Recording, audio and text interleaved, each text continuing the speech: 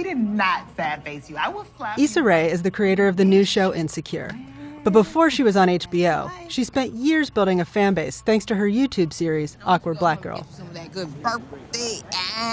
Yes, Lawrence, how you doing, man? Actually, I'm thinking about ending things with Lawrence. I'm sorry, what was that? Wired sat down with Rae after a screening of her new show to talk about bringing her ideas to primetime.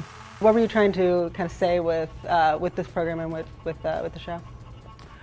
I wasn't trying to like make a declarative statement or hit anybody over the head with the message, but I just wanted to show, a slice of life and sort of normalize blackness. It was just like, oh, that's a part of your life and you're still worried about like, oh, I gotta pay these bills, or oh, this dude is still on my couch, or it's just regular people who happen to be black.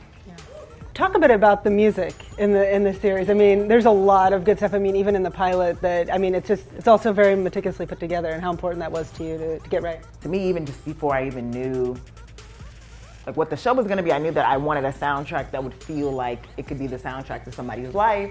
I wanted female rappers. I love raunchy rap. Like that's something that I grew up on in the building.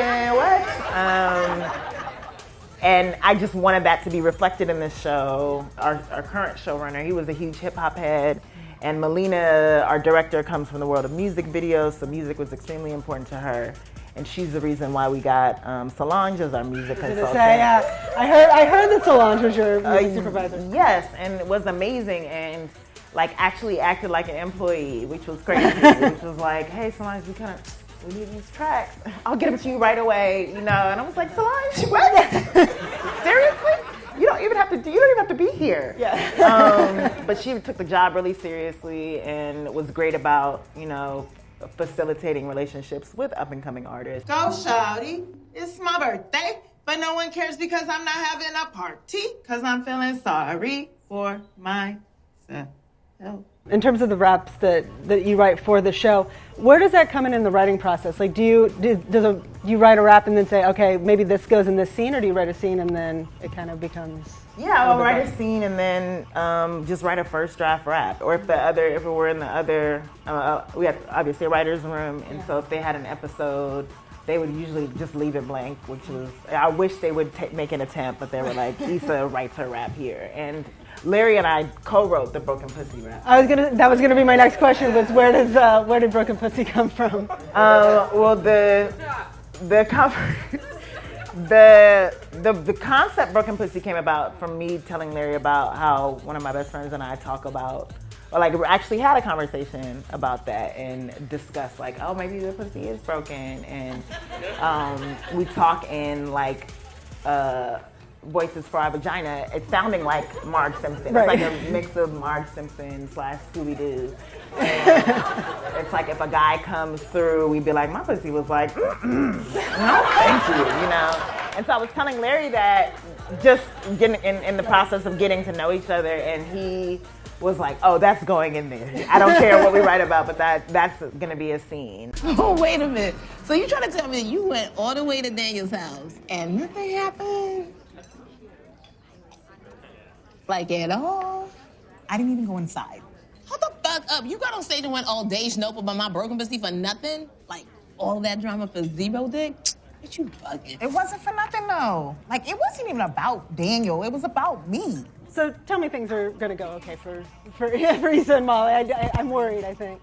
Issa and Molly are those friends that are just like, they can keep it real with each other, and you kind of know that they'll be friends. They may curse each other out, but it's always going to be out of love. It's like sister. Yeah. Is it based on any of your real friendships? Is there somebody that Molly is based on in terms of your life? Can I tell them it's based on you or no? No, it's not based on anybody close.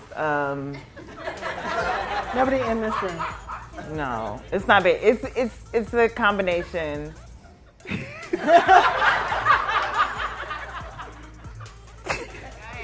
Next question. Well, I mean, you're still 29. You got one more year. Bitch, you're right. I know. I don't have time for the bullshit anymore. Wait, what are you saying? I'm breaking up with him tonight. Bitch, no you're not.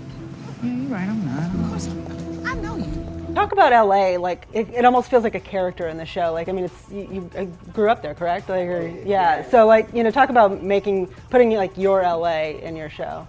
That was another thing that was important, just because it's always been depicted in other movies and films, like that area, South LA or even South Central, is always like, oh, you going into the hood now, you about to get shot, or there's hella gangs, and it's just always like an adventure or misadventure, and that's just not what I know it to be. I know that there's a history there, but there's affluence and there's poverty and there's the upper middle class, and we all just mesh, and there's such an enriching culture, and it's so diverse. Yeah, I was gonna say, and does that come in the writing room, in the writer's room too, where you're talking about a scene and you're like, well, this would happen at this restaurant or at this location or whatever. Does that also become part of the story itself? It did. A lot of the discussions happened within the writer's room, but it was also harder because not everybody was from LA. Right. You'd have to go out and kind of explore and be like, oh, that's right, I forgot about this place. We can go here. And there's so many places